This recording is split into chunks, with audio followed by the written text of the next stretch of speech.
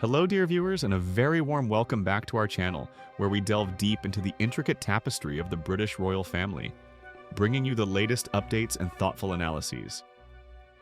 Today, we confront a truly captivating and, dare I say, somewhat unsettling development that has sent ripples of intrigue through the very heart of the monarchy, centering on the ever-present question of reconciliation between King Charles III and his youngest son, Prince Harry, the Duke of Sussex. Before we embark upon this fascinating journey into the latest royal revelations, if you find our discussions insightful and wish to stay abreast of every twist and turn in the lives of the Windsors, do remember to give this video a gentle tap on the like button, share it with fellow enthusiasts, and most importantly, subscribe to our channel.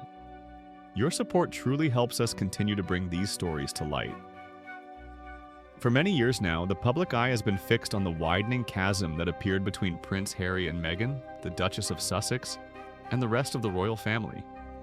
What began as a seemingly private family matter escalated dramatically onto the global stage, transforming into a deeply personal saga that has captivated millions. We've witnessed a series of highly publicized events that, in the eyes of many, have exacerbated these tensions, creating a rift that has, at times, seemed insurmountable. The now infamous interview with Oprah Winfrey, broadcast to an astonished world, saw the Sussexes make a series of serious allegations against the institution, including claims of racism and a lack of support during Meghan's struggles with mental health. This was followed by the equally impactful Netflix documentary series, which offered their personal narrative of their departure from royal duties. And then, of course, Prince Harry's deeply personal and often scathing memoir, **Spare**, which laid bare many private family moments and grievances. Each of these public disclosures, while offering the Sussexes' perspective, simultaneously deepened the perception of a profound and perhaps irreparable fracture within the royal house. Amidst this backdrop of ongoing estrangement, a glimmer of hope, however faint, recently emerged. Reports surfaced detailing a highly significant meeting in London. Not between the king and his son directly, but rather a crucial intermediary step. A gathering of their respective aides. Photographs of these key figures, often working behind the scenes, engaging in discussions in the bustling capital, were interpreted by many royal commentators and observers as the very first substantial move towards a potential future reunion. It suggested that despite the public acrimony, there was a quiet, concerted effort being made to bridge the divide, to mend what many felt was a deeply damaging rupture for the monarchy's image and internal harmony. This meeting of minds, albeit through proxies, was seen as a tentative but vital step on the long road to healing. A signal that perhaps, just perhaps, a thawing of relations was finally on the horizon. However, as is often the case with the intricacies of royal dynamics, what appeared to be a straightforward path towards reconciliation has been complicated by an unexpected and rather profound development. According to recent claims, Princess Catherine, the Princess of Wales, has introduced a significant new variable into this delicate equation. It is reported that she has, quite surprisingly, stepped back from King Charles's earnest mission to rebuild bridges with his youngest son during his own lifetime. This revelation, if true, would undoubtedly come as a considerable shock to the monarch, who was understood to harbor a deep desire to reconcile with Harry, particularly given his age and the natural wish for family unity.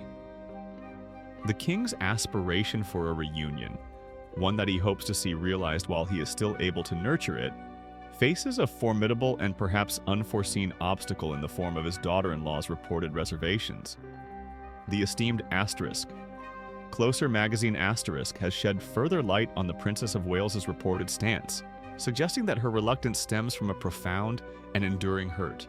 The publication indicates that the future queen remains deeply wounded by the very public attacks launched by the Duke and Duchess of Sussex, particularly those articulated during their groundbreaking interview with Oprah Winfrey and the subsequent bombshell Netflix documentary. These aren't merely minor disagreements. They represent, for Kate, a significant breach of trust and a deeply personal affront. The public airing of grievances, the accusations, and the narrative presented by the Sussexes, especially concerning the inner workings of the royal family, have evidently left an indelible mark on Princess Catherine. A source speaking anonymously to the magazine articulated the depth of this feeling with stark clarity. Meghan creates another level of pain for Kate, and that's something she feels can never be mended. For her, it's done and dusted. This powerful statement speaks volumes about the finality of Princess Kate's current sentiments. It suggests that the perceived transgressions by the Duchess of Sussex have inflicted a unique and perhaps irreparable wound on the Princess of Wales.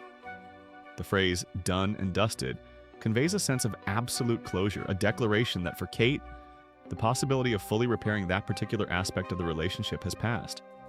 It implies that the emotional damage runs so deep that it has transcended mere disagreement, morphing into a profound and settled conviction that certain bridges simply cannot be rebuilt. This isn't just about public perception, it's about a deep, personal sense of betrayal and hurt that is calcified over time. This unwavering stance by Princess Kate manifests in a very specific and telling way regarding any potential future interactions. While the source notes that in extremely serious circumstances, Kate Middleton might be willing to share a room with the Duchess of Sussex, this is a far cry from what the king might envision as a true reconciliation. The distinction here is crucial. Sharing a room for a formal, unavoidable event, such as a state funeral or a significant national commemoration, is a matter of duty and decorum. It implies a polite, perhaps even cold professionalism, a necessity dictated by protocol rather than any genuine warmth or desire for personal connection. However, the source emphatically states that she is not ready for a public reconciliation. This means that Princess Catherine is unwilling to participate in any orchestrated display of unity. Any public gesture that would signal a mending of fences or a return to the familial closeness that once existed. For her, the optics of such a public display would be disingenuous, a performance rather than a reflection of true healing, and she is simply not prepared to engage in it. Adding another layer of complexity to Princess Catherine's position is her profound respect for her late mother-in-law, the revered Princess Diana. An insider revealed that Catherine, who has always held Princess Diana in the highest esteem, would not be willing to stand next to Harry forcefully, even if he were working on a project representing his mother. This is a particularly poignant point. Princess Diana's legacy is immensely important to both her sons, and indeed, to the entire royal family and the nation. For Kate, who clearly admires Diana's humanitarian spirit and her connection with the public, there seems to be a nuanced discomfort with Harry's current trajectory, particularly when it intersects with his mother's memory. The phrase forcefully suggests that any such public appearance with Harry, even for a cause linked to Diana, would feel coerced or inauthentic from Kate's perspective. It hints at a potential feeling that Harry's recent actions, or perhaps his public persona, do not entirely align with the principles or spirit that Kate associates with Princess Diana's enduring legacy. She may feel that participating in such an event would compromise her own integrity or her deep respect for Diana's memory, given the current state of relations. On the other hand, King Charles III, in stark contrast to his daughter-in-law's reserved stance, has unequivocally shown his profound desire to engage directly with Prince Harry.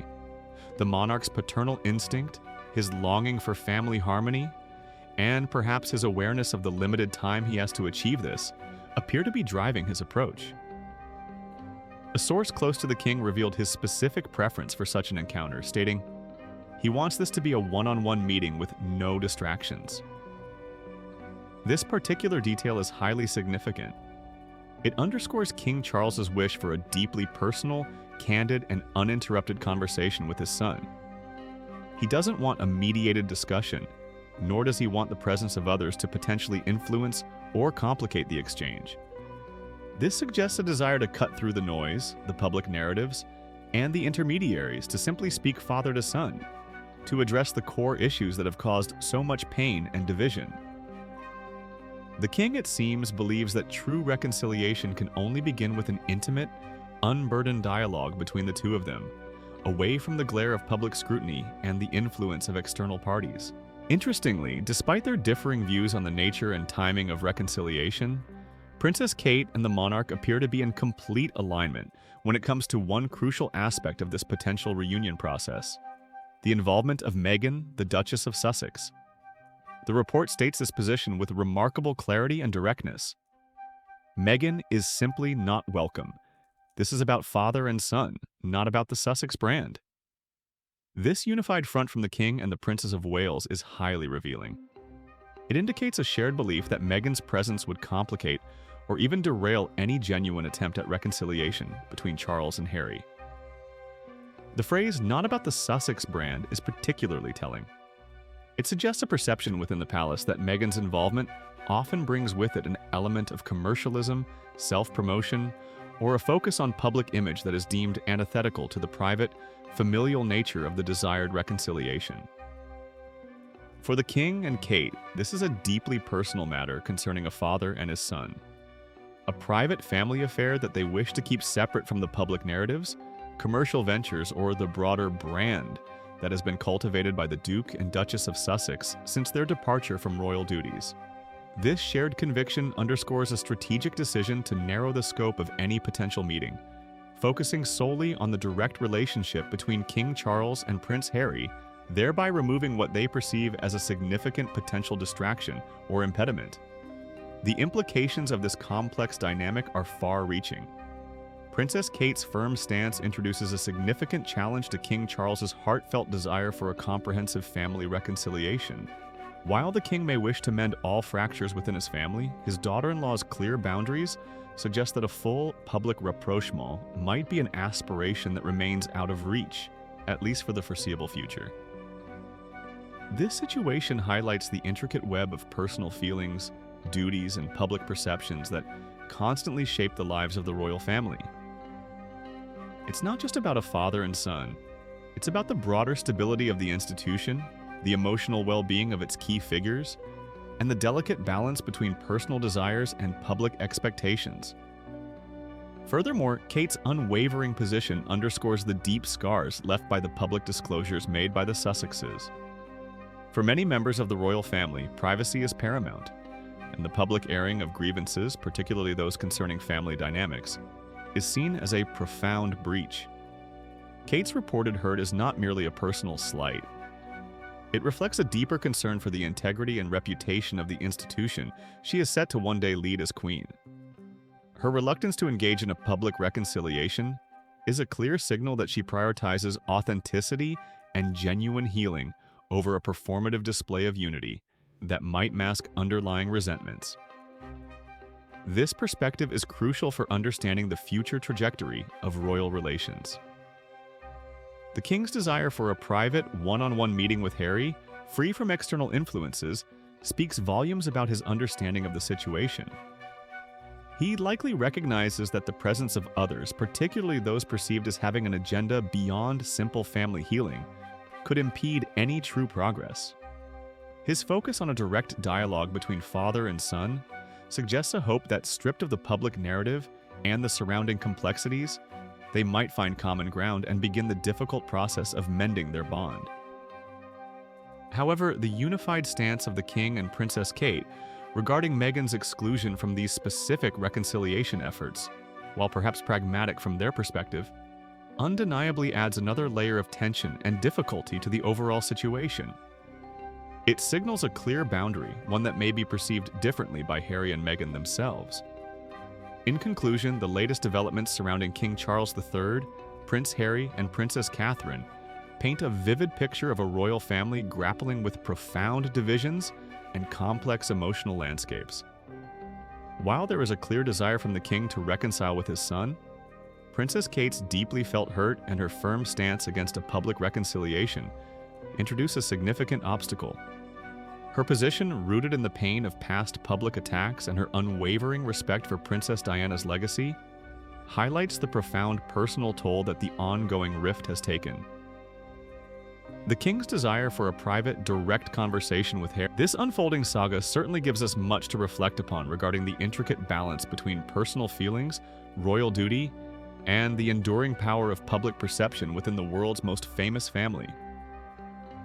What are your thoughts on Princess Kate's reported stance? Do you believe a full reconciliation is truly possible under these circumstances? Share your opinions in the comment section below, We always appreciate your insights and perspectives. Don't forget to like this video, subscribe to our channel for more in-depth royal analysis, and join us for our next royal update as this captivating story continues to unfold. Thank you for watching, and until next time, take care.